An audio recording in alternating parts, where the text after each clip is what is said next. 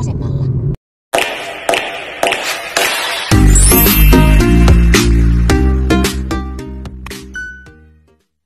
Hello guys! O, tingnan nyo naman ang paligid. Winter again. Today it's April 5. Papunta ako ng work. Ayun oh. Akala namin is spring na. Kasi last week it was so warm. But then April 3 ata yun. April 3.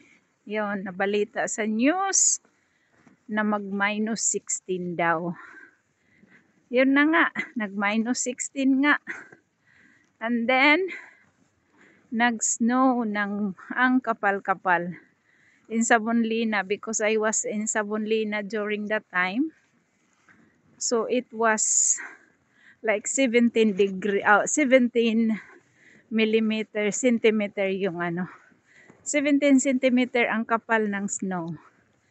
And then today, April 5, ayun, nag-snow na naman ulit. Ayun pala, yan ganito ang paligid. Oh my goodness.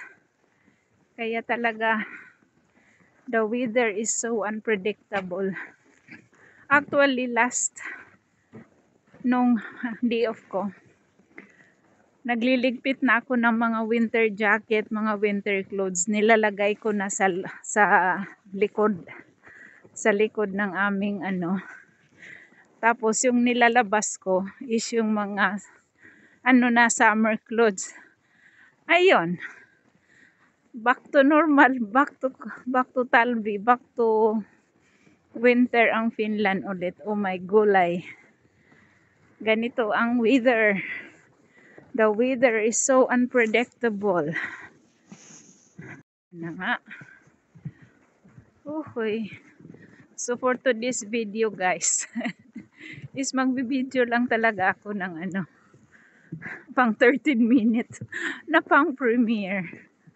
Akala ko tapos na yung video ko sa mga snow. Pero yon pala is my part 2. O diba? Ay buhay. Katuwa. Nakakatuwa lang na yung akala mo lang magsa-summer magsa-summer clothes ka na. Ayun pala. Back to balot na naman dahil ang lamig. Actually, hindi naman talaga masyadong malamig. Nasa 8 degrees. So, lang guys, papasalamat pa din dahil sa weather na to. Kahit anumang ibigay ng may kapal, tatanggapin mo ng bukas sa loob. Kasi nga, di ba sa Pinas ngayon, napakainit. So, kung mag-init naman ng masyado, yung mainit naman masyado, nagrereklamo din ang tao dahil sobrang init. O diba? So hahanapan na lang talaga ng paraan. So kung malamig dito, edi mag-jacket ka. O diba? Ayoko nang magreklamo sa buhay guys dahil sabi nga nila, remember what you wish for. O diba, nagyayaw-yaw lang talaga ako ngayon for today's video. Di ko alam kung matutuwa ako or malulungkot. Basta ito lang ang weather namin ngayon dito. Ay nako. So, papunta na ako ng train station. Dahil actually ang pasok ko is 6 pa ng gabi hanggang 12:30 ng madaling araw. Pero may nag-absent kaya pinapapasok ako ng 2 hours early. Kaya yon. Ay nako. hirap ng buhay. O, diba?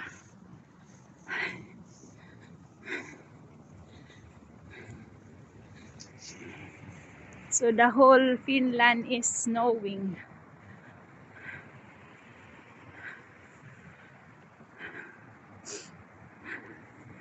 Habaan ko na lang tong video ko, guys, ha.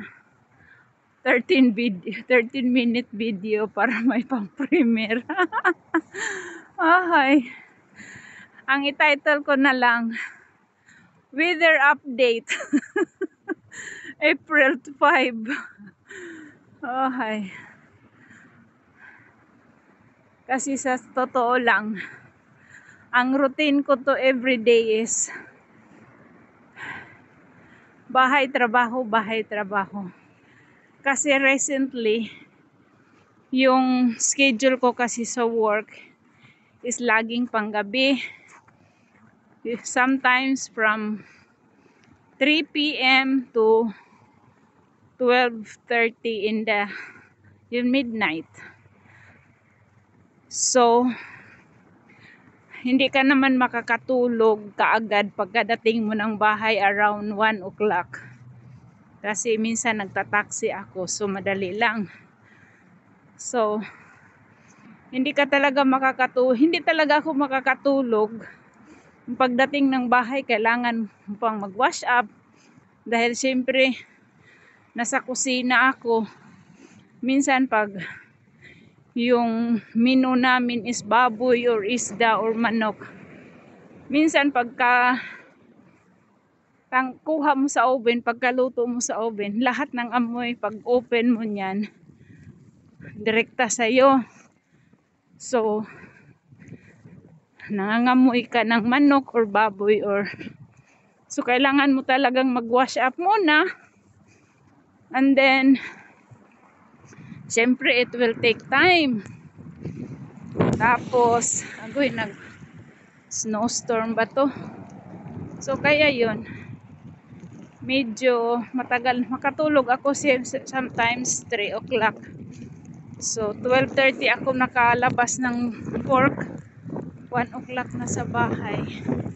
So, may 2 hours akong nagmuni-muni. Mag-wash up. Ganon. Tapos, kaya ngayon, 3 o'clock na ako natutulog. Kaya, minsan yung gising ko is 11. 11:30, ganyan. So, yun talaga ang routine ko. So, wala talaga ako magawang video, hindi makagala. So, pahirapan din sa paghahanap ng eco-content. So, ngayon, today's video is ito ang content ko. O, diba? Oh, tingnan mo ang kapal ng snow ng jacket ko. Yan. Parang snowstorm siya eh. Kasi mahangin din.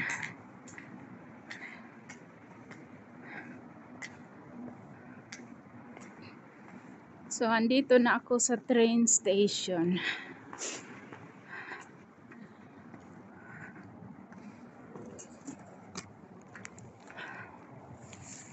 Three minutes pa ang train.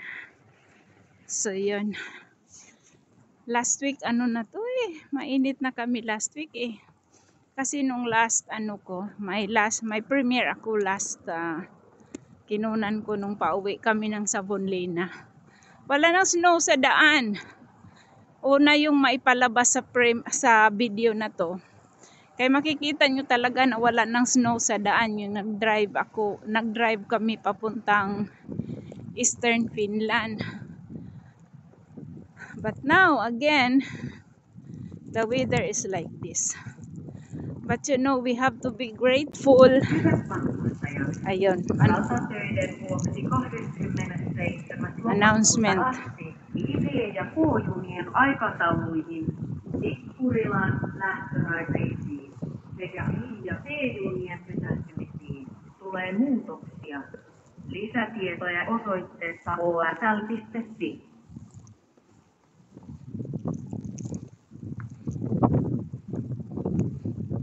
Jäärakossa Heinänen. Yan, in Swedish yan guys. Swedish 7 information. oktober kommer det att finnas ändringar i tidtabellerna för B och K-tåg. Veckorsby A-morgon och B-tåg avlastas. För mer information besök HSL.se.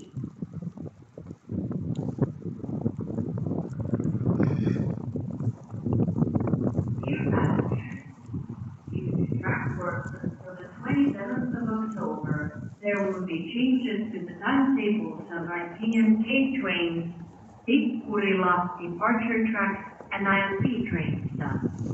For more information,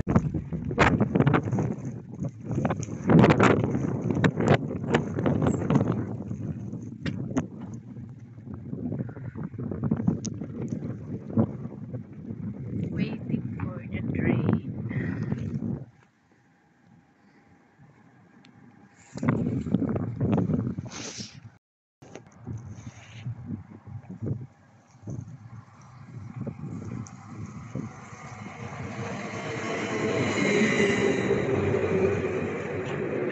Nandito na ang train.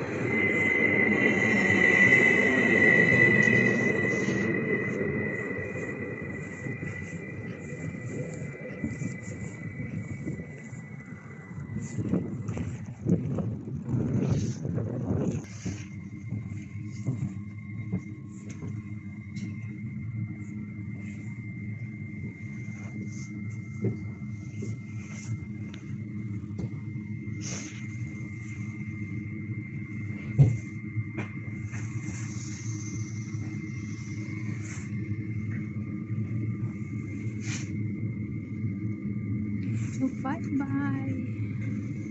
Thank you guys for watching. This is Alexa Pinoy. God bless everyone.